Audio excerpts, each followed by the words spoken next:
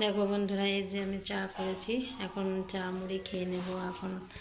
আর এখানে দুধটা গরম আছে, একটু দুধ মিশিয়ে নেব চায়ের সাথে। আর হচ্ছে তোমার এখন বেলা হয়ে গেছে, অনেকটা বেলা হয়ে গেছে, প্রায় 10টা বাজে। এই দেখো অনেকগুলো কাচাকুচি আছে, এই যে কাচাকুচি আছে, বাসনও আছে, সব কিছু ধোবো, কাচবো, অনেক কাজ পড়ে আছে। এখান থেকে আমার এইগুলো কাচাকুচি করবো, কাচবো। আর এইখানে দেখো বাসন আছে, এগুলোকে ধোবো।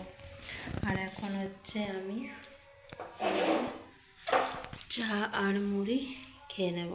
আর এইখানে দুধটা গরম করে রাখলাম।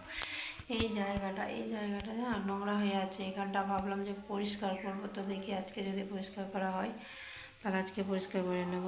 এই যে দেখো কী অবস্থা হয়ে আছে, এই যে যতই গোছায় না কেন, এই তো সেই দিনকে ঠিকঠাক করে চেয়ারগুলো এখানে রাখলাম, যতই ইঁদুরে নোংরা করে রেখেছিলো সেগুলো পরিষ্কার করলাম, আবার সে হয়ে গেছে। তো দেখি আজকে যদি এগুলো সব পরিষ্কার করতে পারি। আজকে রান্না করার ঝামেলা নেই, আমি একা, সবাই ভোজ খেতে যাবে, ছেলেও যাবে ভোজ খেতে, তো এগুলো একটু গোছ কাজ করবো। তো চলো এখন আমি চা মুড়িটা খেয়ে নিই, তারপর সব কাজে হাত দেবো।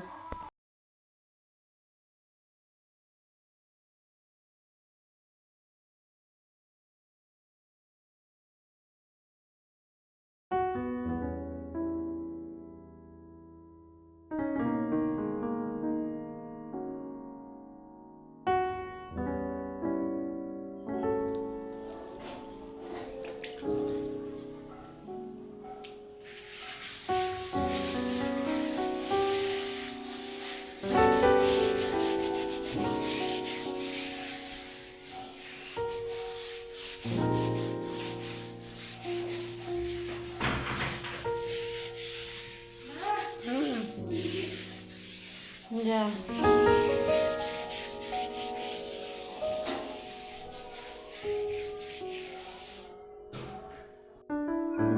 এটা ধুয়ে মুছে পরিষ্কার করে এগুলো এখন এইখানটা করবো, বাস আর পারবো না। এগুলো তারপরে সব গোছাবো।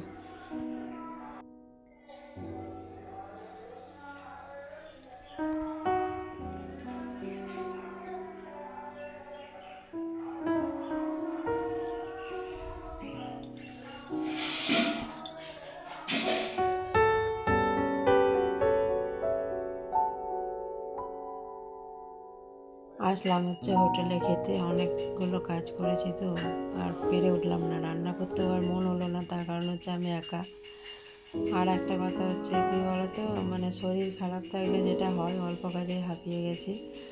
অল্প কাজ বলতে এগুলো কাঁচা ধোয়া মোছা হেনা তেনা করতে করতে সময় অনেকটা শেষ হয়ে গেছিলো। আর তাছাড়া সব মেলা তোলা এই সকল ব্যাপারটাও ছিল, তো ভাবলাম থাক, আর বেরো হচ্ছে না যখন, তখন আজকে দিনটা হোটেলে খাবো।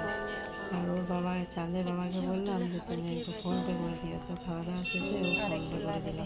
আর আমি এখন চলে আসলাম বাড়ি।